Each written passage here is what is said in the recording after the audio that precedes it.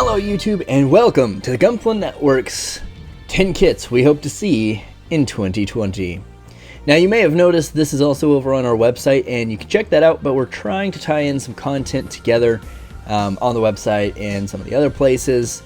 And plus this is just fun to talk about it anyway. It's a great conversation to have with people because everyone has different ideas, which is why I sourced these from the other network members themselves, while only holding myself to, I think, 2 of these predictions. But anyway, let's get started. This isn't in any particular order, just listed as I was going. So nothing is going to be like, oh, this is definitely going to come out before this, or specific dates or anything. In the number 10 place, we have the HGUC ME02R Measure, predicted by Zeydi Plus. This is the other thick boy to come out of Hathaway's Flash. There's a lot of thick boys in Hathaway's Flash. Pretty much everything in it so far that I've been able to keep up with, it's been translated, and that we've got some kind of imagery for, is gonna be a thick boy. The Gustav Karls, the Penelope, the HGAC Gundam, all of it, they're all thick. And this is a pretty thick ground grunt suit. Supposedly the next step from the Gara Zulu and I guess the Gara Doga more so, but I guess from both. It shares the mono eye, really bulky armor. We'll probably see at least some of the slimmed out in an HGUC, which is kind of where we're thinking it's going to go. Well, a Re 100 or something could come out. More likely than not, at least an HG is going to come out first. It'll just kind of depend on there, but Hathaway's Flash doesn't have a lot really to offer us now that the Penelope's out, and the Gustav Karl was already out. It really only has this and the HGAC Gundam, which are both on this list, so we'll probably more likely than not see this up to, or if not after, the release of Hathaway's Flash. In number 9, we have the Master Grade ZGMF X20A Strike Freedom 2.0, predicted by RSmith 101, and this makes total sense. Destiny's getting a big push, and alongside that we already have the frame from the Freedom 2.0. It pretty much used the exact same thing, just molded in a gold. Sure, it'll probably be a cheesy gold and you'll probably have to repaint it, but regardless, still pretty much all the same stuff.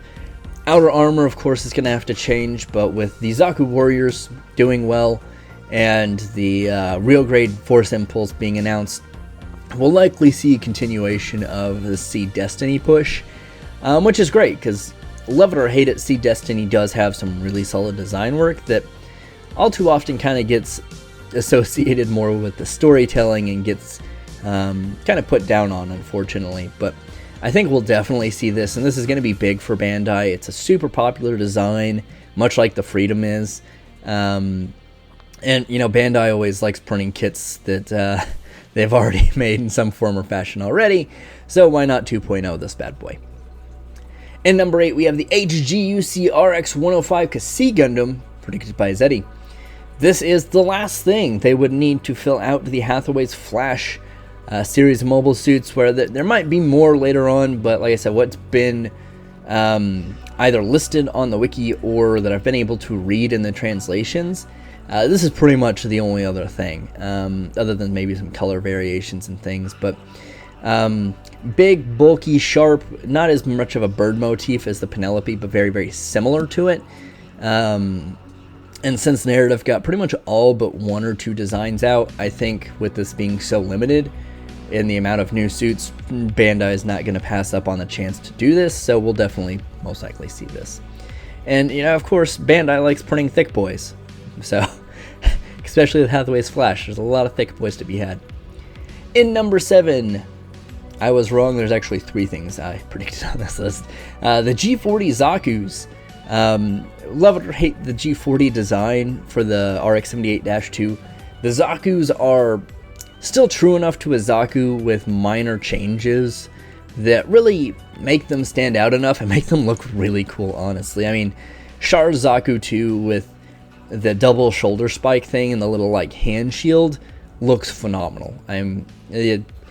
whether or not you like the knee design, the actual rest of the kit itself is really solid, and they probably wouldn't be able to directly represent that. So, more likely than not, we'd probably see just like a base Zaku, and then maybe like an extra equipment set that would have like the shield and different like shoulder armor and leg armor and stuff. But at this point, printing a Zaku for Bandai is like printing money, so I don't think they'll pass up on this. In number 6, we have the HGUC SF007 Mark III, predicted by Zeydi. Build Fighters has like 3 different things on this list because they just like making new kits before they actually make like the base kit. So with the Gundam Seltsum and the tentative, whatever the base Gundam is, or whatever the good guy version of the Seltsum was, it has runners for the Mark III. They're just directly labeled Mark III. So we'll definitely probably see this year, maybe some color variations, a P Bandai version of the red version, which is quote-unquote not Chars, which actually I don't think, if I remember the story correctly, I don't think it's actually meant to be Chars. Maybe it was, but I don't think Char, I mean, I know Char never got to use it because we never saw it in Zeta. But regardless, very cool, very, very hopeful. We already have a lot of the pieces for it, so let's just kind of make that push and do that. And it really looks more like an upgrade from the Mark II to this than the Mark II was from the RX-78 to this design. So really cool. Hope we see that soon. In the 5th place spot, we have the Master Grade ZGMF X42S Destiny Gundam 2.0, predicted by our fearless leader, Dannick. Much like with the Strike Freedom, we already have at least a base for this, so you may not be able to use the entire frame of the Strike Freedom or Strike 2.0, but it wouldn't be a whole lot of retooling. And the Destiny is such a popular design, and with the Luna Maria Hawk Gunner Zaku being as popular and doing well, at least, this is definitely something I think we'll see to kind of round that out. Well, I mean, you know, Rey is still getting shafted and not getting the Legend Gundam, but yeah, maybe one day. But the Destiny is a super popular design anyway, so it's Bandai printing money again. People would throw themselves at this, especially if it is really sharp and pointy like some of the third-party releases of this kit have been. In 4th place, we have the high-grade Future Century Death Beast, predicted by Zeydi. Same thing. This is Build Divers bringing kits back from obscurity. I don't think we would have ever gotten this otherwise, or maybe eventually, but the grunt suits in G Gundam were probably like the most shafted designs of anything to ever exist ever, because we barely see them. We see them for maybe 2 or 3 episodes. The Death Army maybe a little bit more. And since we have the Death Army, it only makes sense to do their big artillery version with the 4 legs and the big gun, especially because, like, G Gundam doesn't have any guns other than, like, the Maxter, this, and then I think the some of the Army stuff does, but we never really see that in animation, so definitely makes sense. The top half is just the Death Army, so we'll probably see this year. In 3rd place, we have the high-grade after-war DT6800A Daughtress, predicted by Zeydi.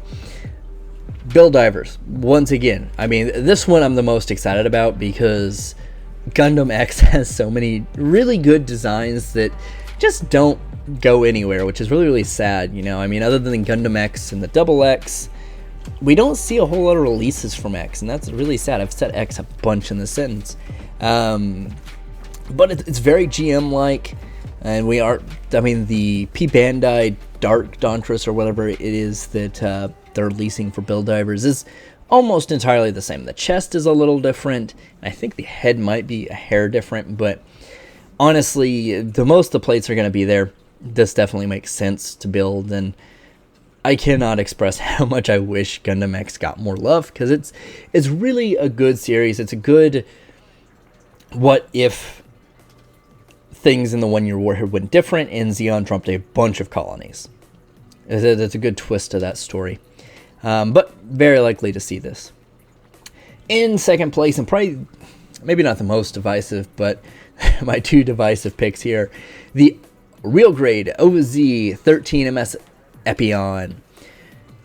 The main reason I think we're going to get this is we now have the heat whip, which is one of 2 more difficult engineering parts that they would have to deal with on this real grade. The second is, I think, the one that'll probably stop it from coming out this year, if anytime soon, which is the transformation.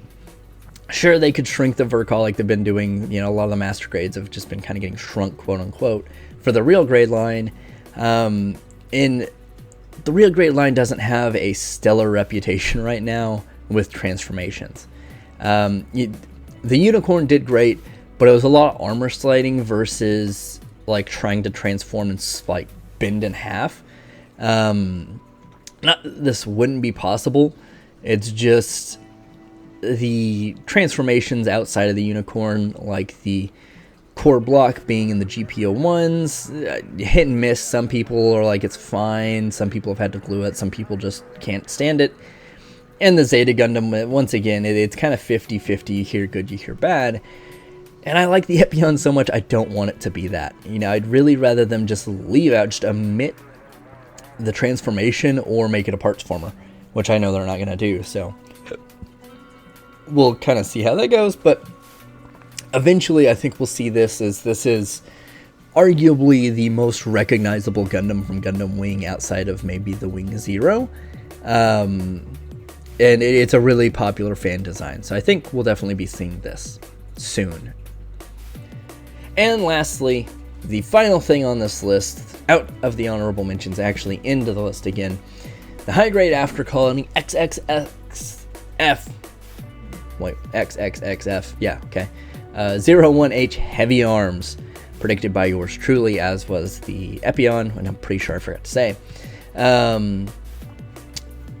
It makes a lot more sense now that the Ultron will be coming out before this, but for some reason I just can't get this weird tie out of my head between the Sandrock and the Heavyarms. I definitely really like the Heavyarms, as do a lot of people. It's a really popular fan design. Or really popular design among fans, rather. And I just think this is next. You know, we got a lot of the high grade after colony stuff. At least last year, I think we had 2. At least the Sandrock and the what's the other one? The Magwanaut Core. The Leo, I think, was the year before. I could be wrong on that, but I think that that's pretty close. So maybe we'll get both. I mean, it's a really popular design. They're going to get to it anyway, and well, technically from their construction already on the Ultron, a Shenlong and an Ultron will make more sense than Thespicer.